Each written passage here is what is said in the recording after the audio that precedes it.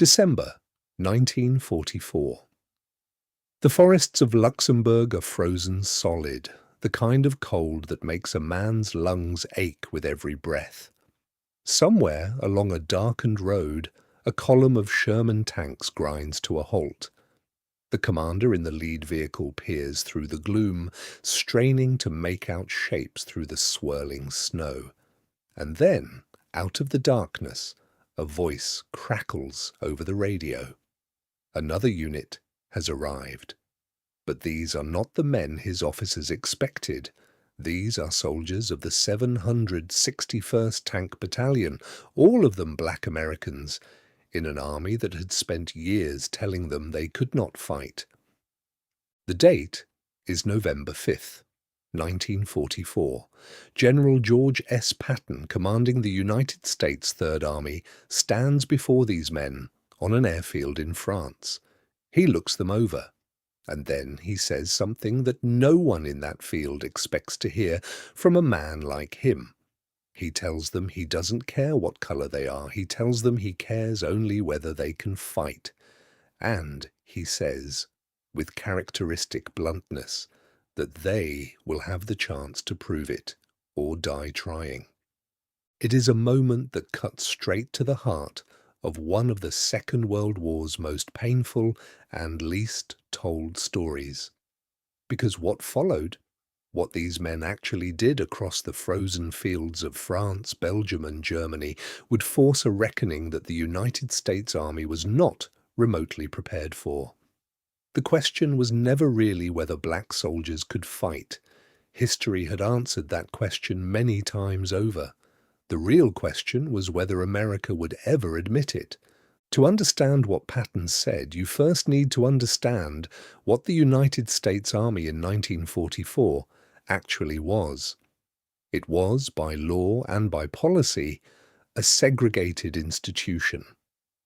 The War Department had codified racial separation into military doctrine, operating on the assumption, stated plainly in official memoranda, that black soldiers lacked the intelligence, the nerve, and the leadership capacity for frontline combat.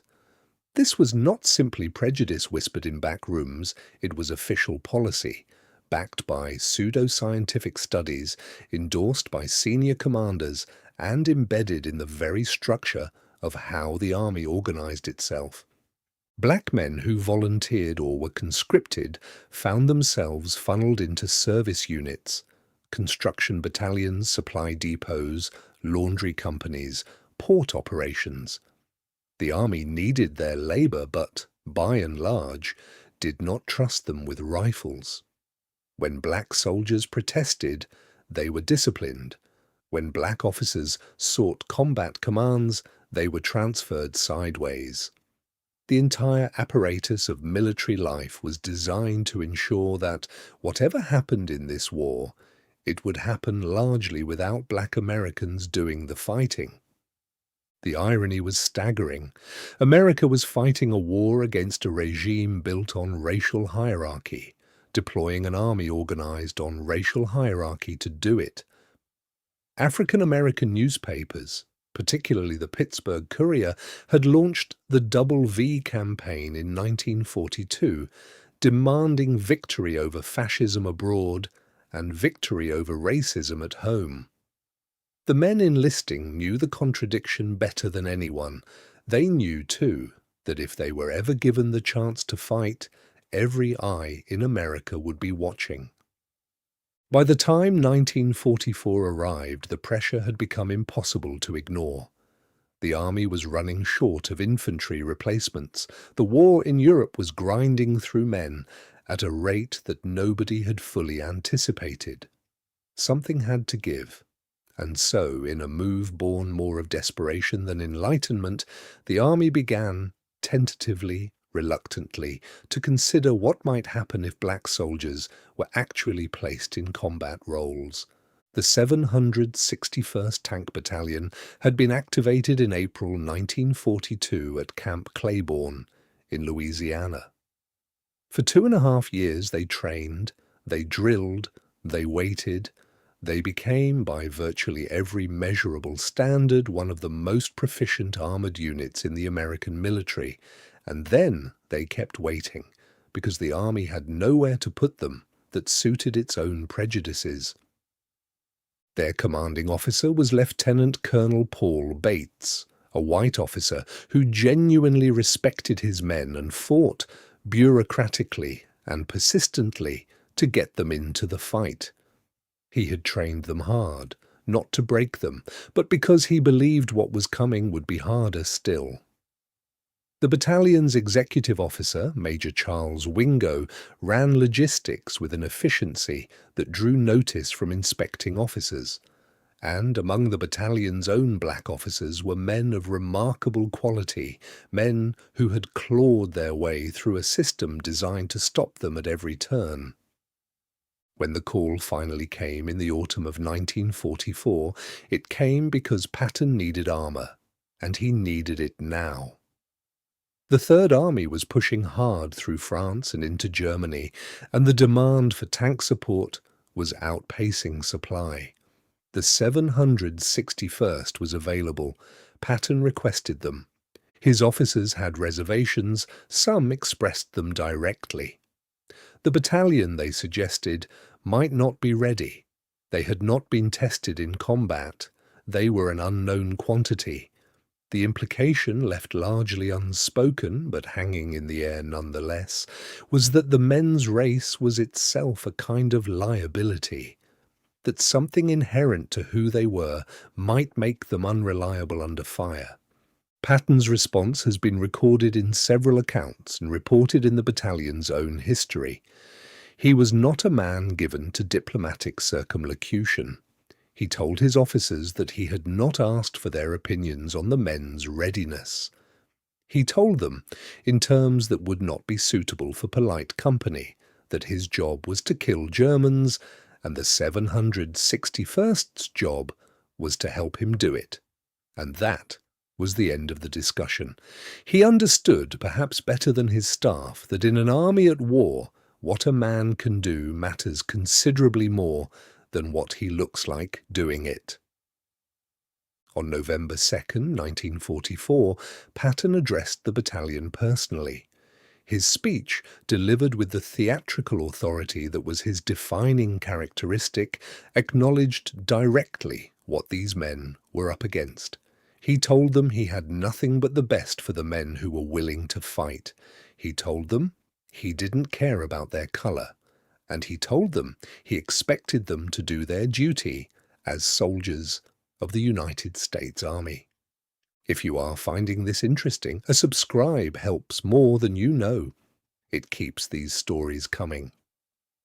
What the 761st did in the months that followed was nothing short of extraordinary. They were attached to the 26th Infantry Division and entered combat on November 7th, 1944, near Moyenvic in France. Within hours of their first engagement, they were fighting German armour and infantry in conditions that would have tested any unit in the Allied order of battle. They fought through the Siegfried Line. They pushed through Belgium and Luxembourg during the desperate weeks of the Battle of the Bulge, helping to blunt the German offensive that came perilously close to cracking the Allied front entirely. They crossed into Germany itself, helping to liberate concentration camps, a haunting, terrible moment for men who understood something about the nature of systematic dehumanization. Sergeant Reuben Rivers is perhaps the best known of the battalion's soldiers today, though recognition came long after it should have. Rivers was wounded in action in November 1944 and refused evacuation. He continued to lead his tank crew in the assault on German positions, exposing his vehicle and himself to direct fire to protect his unit, until he was killed.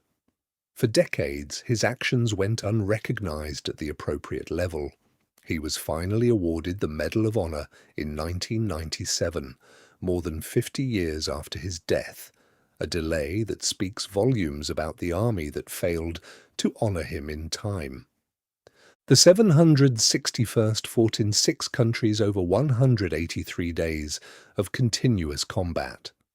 They lost 71 men killed in action and many more wounded. In that same period, they received several commendations from the officers they served under, including Patton himself, who praised their performance in terms that left no room for the earlier doubts his staff had raised. The German forces they faced had their own assumptions about what black American soldiers would do under fire. Those assumptions were corrected with some speed. It is worth noting that the Wehrmacht operated its own racially stratified system, though organized along different lines. The idea that certain groups of people were inherently less capable of combat was not unique to the American military in this period. It was a widespread delusion among militaries that should have known better. When the 761st cut through German defensive positions with the same competence as any other American armoured unit, it did not simply defeat the Germans tactically, it demolished a fiction. By contrast, other Allied nations had been somewhat less rigid in their approach, though none was without its own contradictions. The British Army had long incorporated soldiers from across the Empire, and units from India, East Africa, and the Caribbean had served with distinction and at enormous cost in theatres from North Africa to Italy and beyond. The Free French forces included African soldiers whose contribution to the liberation of their own country has been systematically underrepresented in the popular history of the war. America's segregationist military doctrine was, in the broader Allied context, an outlier. Not the only example of racism in uniform, but among the most formally codified. The legacy of what the 761st Tank Battalion accomplished is tangled up in the larger history of how America has chosen to remember the Second World War. For decades, the dominant narrative celebrated American unity, American courage, American sacrifice, a story that was true enough in its broad outlines, but which quietly omitted the men who had fought for a country that refused to treat them as equals. The 761st did not receive a presidential unit citation until 1978, 34 years after they had earned it. The process of official recognition was halting, grudging, and incomplete in ways that reflect badly on the institutions responsible. The individual decorations awarded to men like Reuben Rivers and others came decades late through the efforts of veterans, historians, and advocates who refused to let the record stand as it was.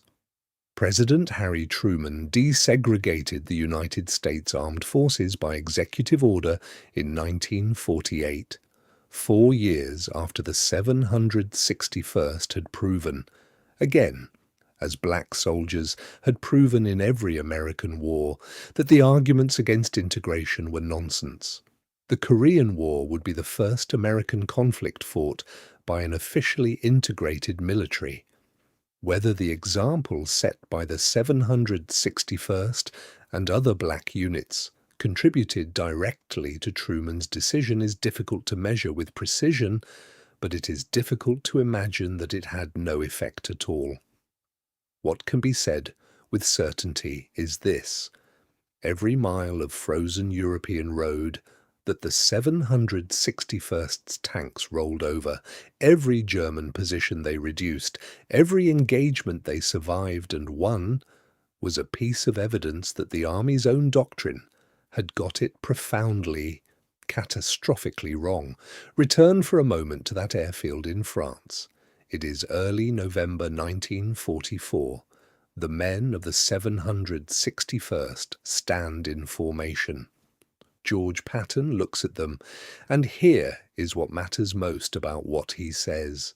It is not particularly compassionate, and it is not a moment of moral awakening. Patton was not a man without prejudice. His private letters and diaries contain passages that would make modern readers wince. He was complicated, contradictory, and often wrong about people. But in this moment, he was right about one thing. He saw soldiers, not symbols, not a social experiment, not a political problem to be managed. Soldiers, men with training and weapons and a job to do. His officers had asked him to think about what these men could not do. Patton asked only what they could do, and what they could do was fight. They went north and east into the worst winter Europe had seen in decades. They drove their Shermans through mud that sucked at the tracks and snow that blinded the drivers. They fought in forest and in field, in villages with names they could barely pronounce, against an enemy that was desperate and dug in and unwilling to give ground. They did this without ever being quite sure that the country they were fighting for would welcome them home as equals. Most of them already knew it would not. They fought anyway. 183 days, 6 countries, 71 dead. A presidential unit citation that took 3.5 decades to arrive. And somewhere in the middle of it all, an irascible, brilliant, deeply flawed general who silenced the doubters in his own staff, not with a speech about justice or equality, but with a simple and enduring truth. In a war, what matters is whether a man will stand and fight. The 761st stood. They fought, and the men who doubted them were wrong.